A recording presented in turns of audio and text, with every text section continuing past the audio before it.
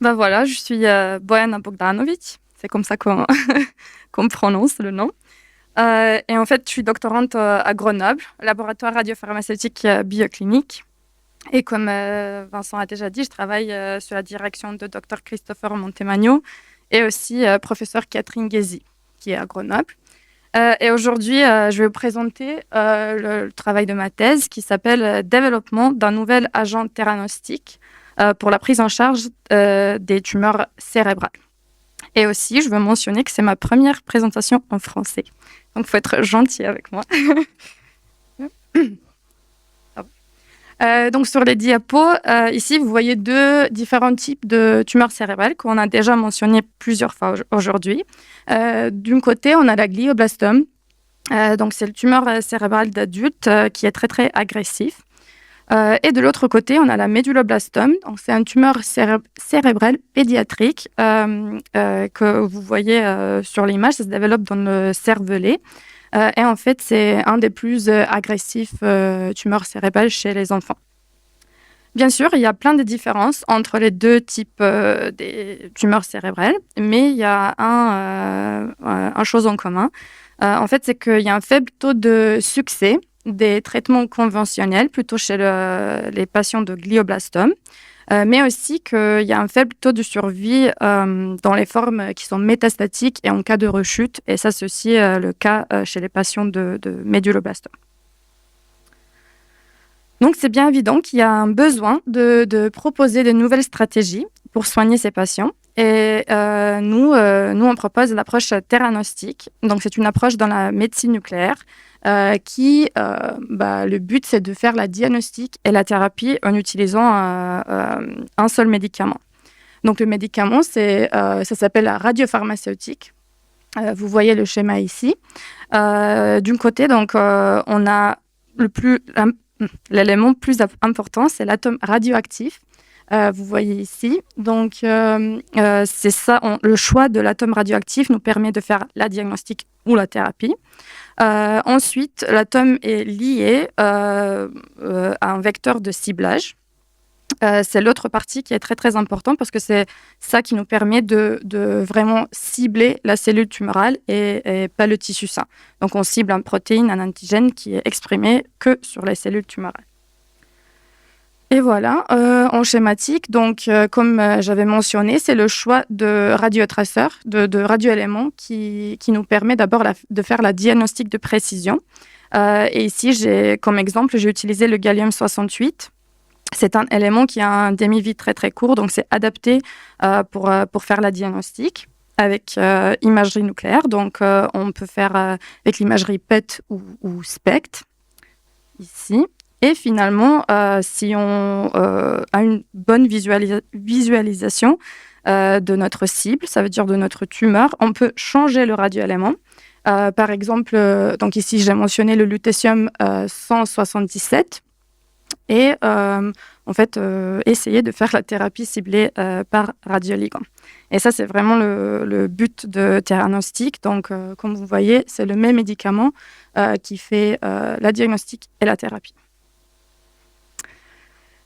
C'est une bonne idée, bien sûr, l'approche, mais d'abord, il faut trouver un cible. Donc, qu'est-ce qu'on va cibler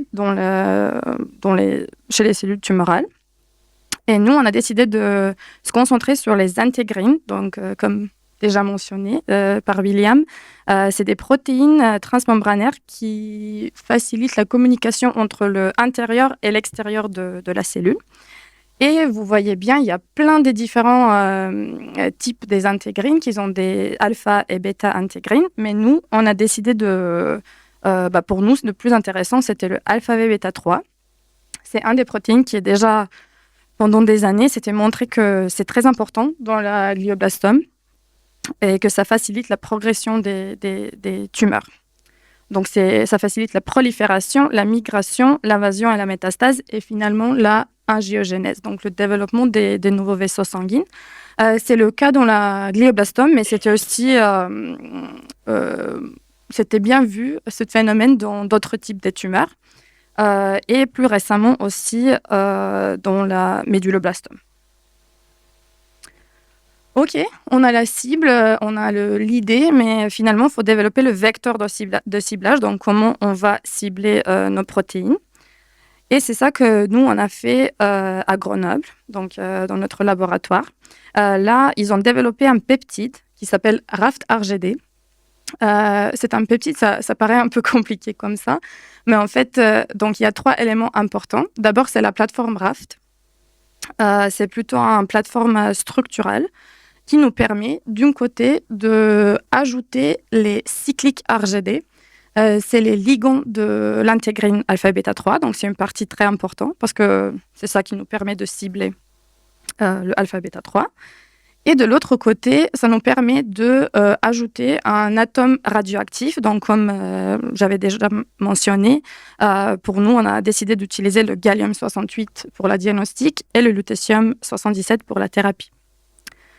Le preuve de concept, c'était fait sur la méduloblastome, déjà.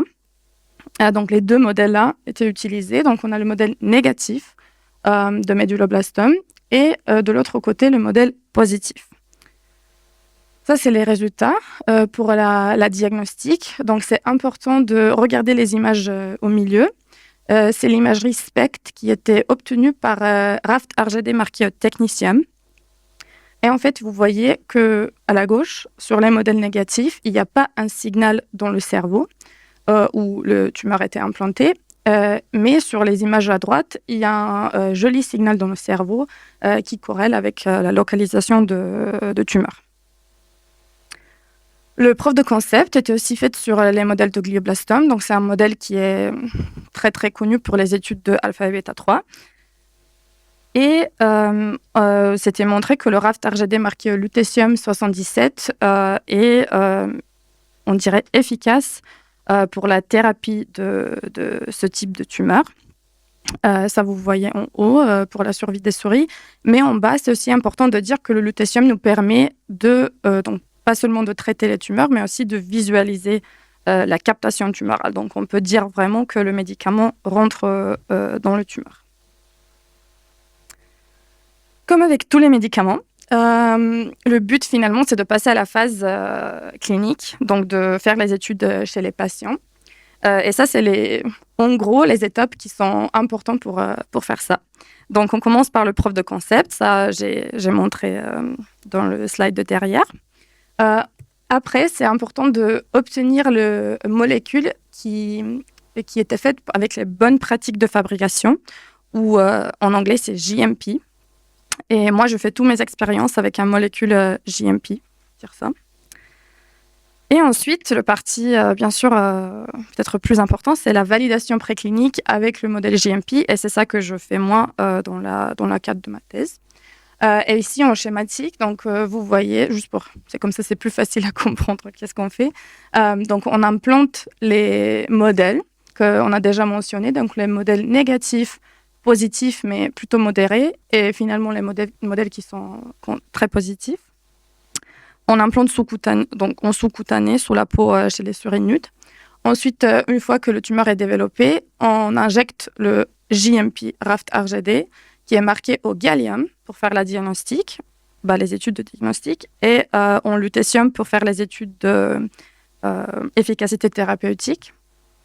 Et voilà, donc ça nous permet de faire l'imagerie nucléaire, donc de faire les images PET, les images SPECT, et aussi de voir s'il y a un effet thérapeutique, donc si on peut diminuer le tumeur ou au moins ralentir la progression tumorale. Et quels sont mes résultats? Donc, d'abord, on a validé les modèles, donc juste pour être sûr qu'on a la bonne expression de alpha bêta 3. Et comme vous voyez ici, donc, le modèle de glioblastome reste le plus positif des 3. Ensuite, on a le modèle de méduloblastome qui est toujours positif, mais un peu plus modéré. Et le modèle négatif, donc le contrôle négatif de méduloblastome est toujours négatif. C'est toujours bien. Et ça, c'est les images PET que nous, on a obtenues avec le RAFT-RGD marqué au gallium, 1 heure post-injection. Et comme vous voyez ici, donc, le signal, ça corrèle avec l'expression de alpha et bêta 3. Donc, à la gauche, tout à gauche, on a le modèle qui est le plus positif et on voit un joli signal dans le tumeur. c'est vraiment déliné, on peut visualiser le tumeur. Ensuite, au milieu, c'est le modèle plus modéré. Il y a un petit signal, mais c'est pas énorme. Et finalement, le modèle négatif, il n'y a aucune captation dans le tumeur. Cette étude-là, c'est toujours bien de faire non invasive, mais parce qu'on fait les études chez les souris, bien sûr, on veut faire les biodistributions aussi.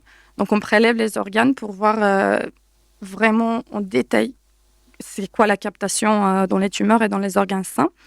Et en fait, vous voyez ici sur les graphes, donc en haut, on a la captation tumorale, ensuite le ratio tumeur-sang et le ratio tumeur-muscle. Vous pouvez voir qu'il y a aussi une corrélation avec l'expression de alpha V bêta 3. Donc, on a la même chose qu'on a obtenue sur les images. Ça, on était contente.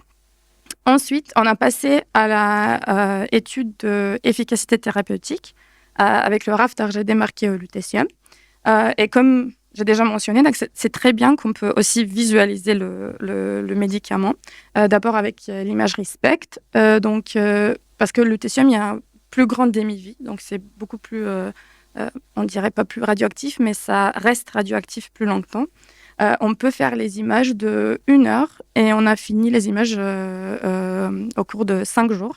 Et ici, vous voyez que les premiers 24 heures, il y a une très jolie captation de lutécium RAFT-RGD et finalement, au bout de 5 jours, il reste presque plus rien dans la souris. Et oui, il faut dire que c'était le modèle de la glioblastome plus positif. Et voilà, ça c'est la courbe de survie. Voilà. Donc, on a comparé la contrôle avec la groupe qui a reçu 1 injection et 3 injections de peptides radiomarqués. Et vous voyez ici qu'il y a une différence, donc même entre contrôle et 1 injection, toujours significative statistiquement, mais pas énorme.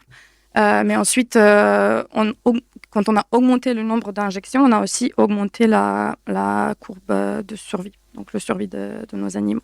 Donc on peut dire que c'était quand même efficace. Bien sûr, avec les médicaments, le but c'est de traiter la maladie et pas de traiter le tissu sain. Et c'est pour ça qu'on fait les études de toxicité chez les souris. Donc les analyses tissulaires des reins, foie et la rate, c'est à venir, donc c'est toujours en cours. Mais ici, j'ai montré les graphes de toxicité hématologique. Donc on a les globules rouges, ensuite les globules blancs et les platelets. Et au cours de traitement, on peut dire que voilà, les valeurs ne changent pas énormément et restent toujours dans les valeurs physiologiques. Et la dernière chose que je vais vous montrer, en fait, parce que chez les patients, le tumeur est dans le cerveau. Donc, c'est pas très, on ne peut pas vraiment répliquer les modèles sous-cutanés. On a voulu aussi voir si le peptide peut passer la barrière hémato-encéphalique. Et ensuite, le but, c'est de voir s'il garde la possibilité de faire l'imagerie nucléaire et la thérapie. Donc, on a développé le modèle orthotopique. On a implanté les mêmes modèles des cellules, donc les méduloblastomes et glioblastomes, chez les souris nudes. Ensuite, une fois que le tumeur a été développé, on a injecté le RAFT-RGD marqué au gallium ou lutécium. Et on a fait, donc ici, je vais vous montrer les expériences de autoradiographie pour voir si le médicament va passer la barrière, mais aussi pour montrer que ça capte que dans le tumeur et pas dans le cerveau sain. Donc ici, c'est les études de RAFT marqué au gallium. En bas, vous voyez les coupes des tissus avec les tumeurs, donc qui sont bien évidents, marqués avec la fléchette noire, les 3 modèles. Et en haut, c'est les films de autoradiographie 2 heures post-injection. Et comme vous voyez, donc il y a un peu, on dirait beaucoup de bruit de fond, mais on peut voir que dans les modèles négatifs, il n'y a presque pas de captation dans le tumeur, mais aussi dans le cerveau sain. Mais ensuite, avec les modèles qui sont plus positifs, on voit qu'il y a la captation s'augmente, mais dans le cerveau sain, il reste presque rien dedans. Faut dire que le gallium, il n'est pas très adapté pour les expériences d'autoradiographie parce que ça prend du temps de couper les cerveaux, de les mettre sur les plaques, de mettre le film, etc. Et parce que c'est un élément avec un radio demi-vie très court. Donc, au bout d'un moment, voilà, vous voyez, un gros bruit de fond, il n'y a pas trop d'activité dedans. Et c'est pour ça que voilà, les films d'autoradiographie sont beaucoup plus jolis en lutécium. Donc, on a utilisé le peptide marqué au lutécium. Ici, vous voyez qu'il y a vraiment une jolie captation de molécules que dans les tumeurs. Et il reste toujours, donc le cerveau sain reste toujours vide, mais il n'y a juste pas un bruit de fond énorme comme à gauche. Donc, on peut dire que voilà, ça passe la barrière hémato-encéphalique. Et voilà, pour conclure, si vous avez été perdu dans un moment. Donc, qu'est-ce qu'on a fait jusqu'à maintenant? On a validé les modèles de glioblastome et de méduloblastome in vitro pour montrer l'expression de l'alpha-bêta 3. On a montré que le RAFT RGD marqué au gallium, on peut faire l'imagerie TEP chez les tumeurs qui sont alpha-bêta 3 positifs. On a montré que c'est aussi possible de faire la thérapie, donc de ralentir la progression des tumeurs alpha-bêta 3 positifs en utilisant le molécule marquée au lutécium. On n'a pas vu une toxicité pour le moment, mais il ne faut pas conclure encore. Et on a vu aussi qu'il y a un passage de la barrière hémato-encéphalique, mais il reste toujours de voir si on peut faire l'imagerie et s'il y a une efficacité thérapeutique. Et pour la fin, ces dernières diapos, j'ai voulu mentionner que on a obtenu les sous pour faire l'étude toxicologique. Donc, c'est une étape qui est aussi très importante pour passer à la clinique. Et l'étude va bientôt commencer. Et finalement, on espère de faire la phase 1-2A d'étude clinique chez les patients atteints de glioblastome. Donc, c'est une étude d'abord de RAFT RGD marqué au gallium pour voir si c'est efficace en diagnostic. Et ensuite, si ça marche bien, bien sûr, on espère qu'on va passer aux études de thérapie avec le RAFT RGD marqué au lutécium. Merci beaucoup. Je veux remercier voilà, pour cette chance de parler et de voilà, faire tout ça. Merci beaucoup, Jana. C'était vraiment très clair. Merci pour ton français aussi. C'était un super effort. Donc, qui arrive à parler français. Ouais. Donc, des questions? Est-ce qu'il y a des questions? Eh oui, forcé. Oui. Alors, je vais être gentil. Déjà, c'est un des premiers travaux avec le RGD qui semble prometteur. Voilà. Je suis au max, là, Christopher. Non, c'est vrai que les intégrines, l'RGD, ça fait longtemps qu'on en parle, ça fait longtemps qu'il y a plein d'échecs et tout ça. Le contraste que tu montres est intéressant. Alors, sur le modèle orthotopique, parce que le sous-cutané, pas d'image, et j'ai pas les quantifs. Est-ce que tu as une idée du pourcentage d'idées par gramme, du ratio ipsi sur contrat? Quantif est fait, c'est juste que j'ai pas vu trop charger les diapos. En fait, pour le gallium, c'était très difficile de. Non, mais pour le lutécium, on passe au lutécium. Oui. Au lutécium, j'ai eu presque 5% de. 5, à quel temps? C'était 2 heures post-injection. 2 heures post-injection, ouais. Donc, on a la chance de pouvoir quantifier.